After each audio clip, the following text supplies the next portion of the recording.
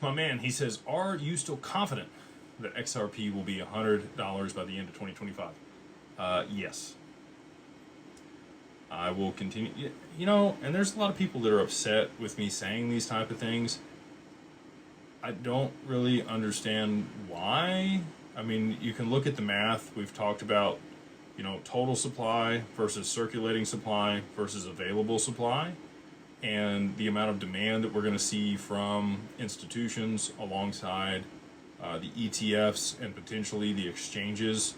And all of this does require catalysts, right? But it looks like these catalysts are going to play out, and I've stated that time and again, but people only hear the time frame and the dollar amount. They don't think about, actually what has to occur for those things to happen. But I am telling you, there needs to be catalysts for us to get to that point. If the catalysts do not happen, that price is not going to happen. I'm confident, and I wouldn't come on here and say it otherwise, that those catalysts are going to happen here in 2025. And so with that in mind, I'm also confident in saying I do think XRP will be 3 or 4 digits by the end of the year.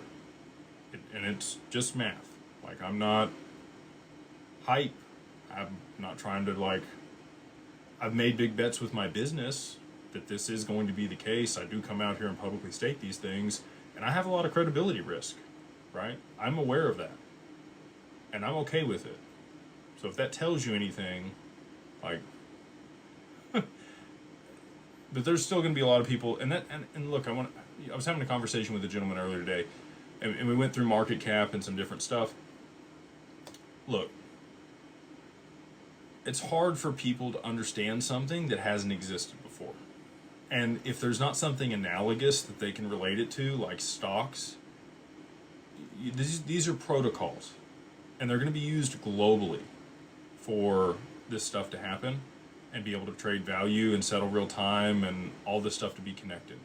So, the email protocol, imagine if the email protocol moved value. What would be the total market cap of the email protocol?